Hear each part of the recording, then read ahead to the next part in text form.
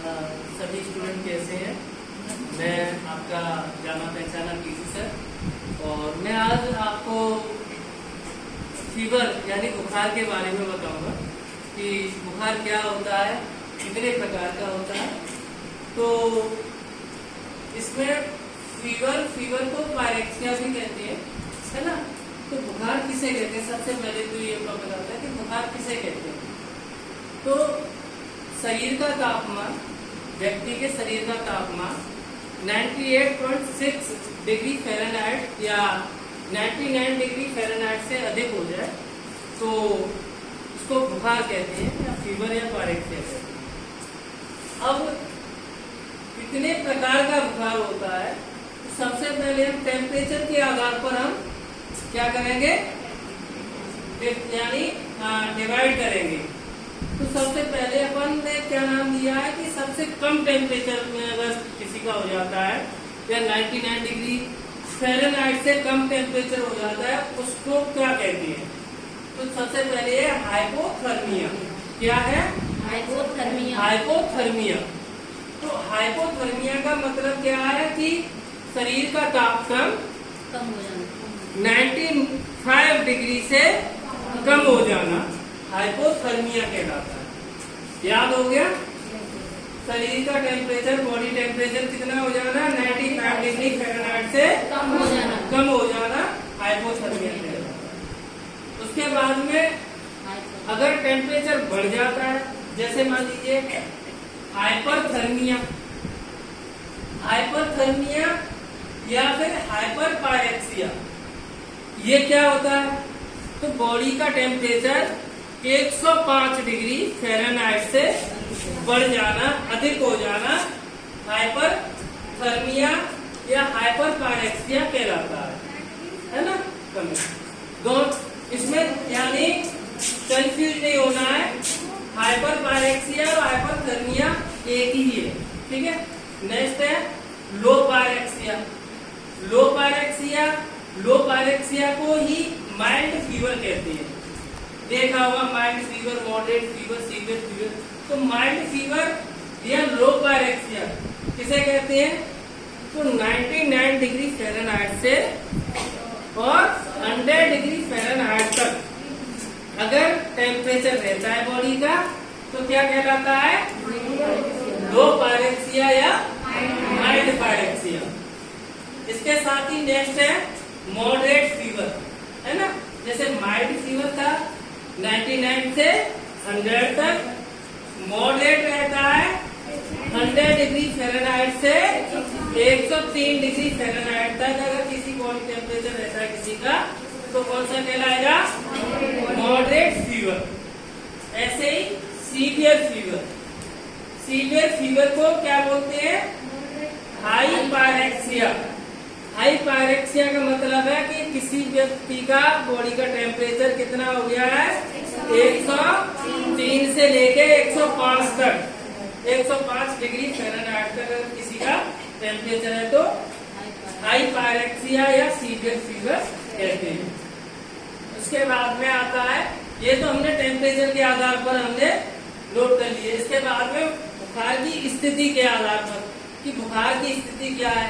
तो जैसे बुखार स्टार्टिंग में चढ़ रहा है ना, और चढ़ने वाली कंडीशन को क्या बोलते हैं, ऑनसेट फीवर या इन्वर्जन फीवर।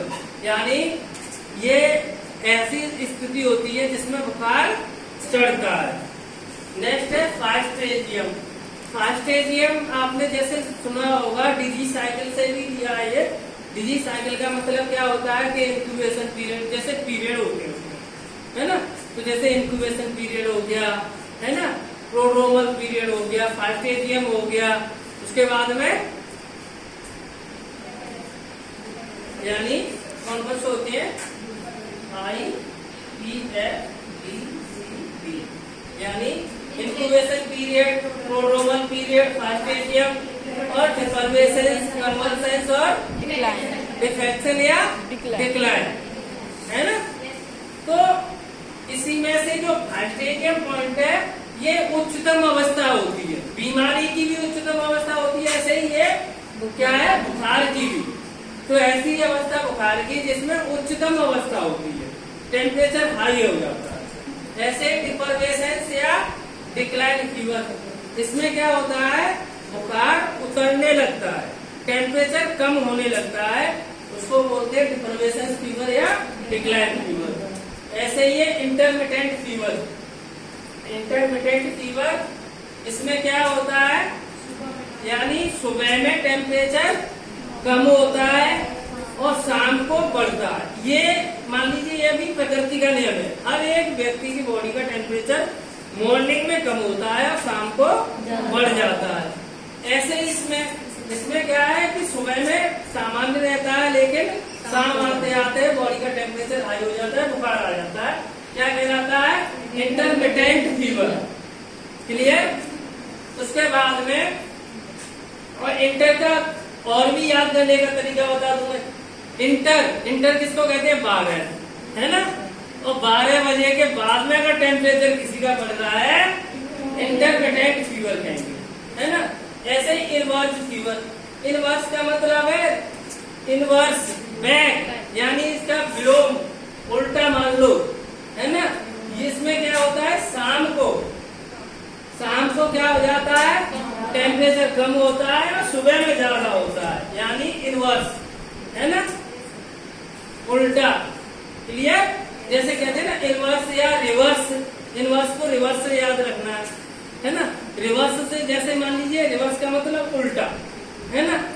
अब प्रकृति का नियम है, उसको भी उल्टा कर रहा है बुखार, कि शाम को टेम्परेचर हाई होना चाहिए, इसमें शाम को क्या हो रहा है, कम हो रहा है ना।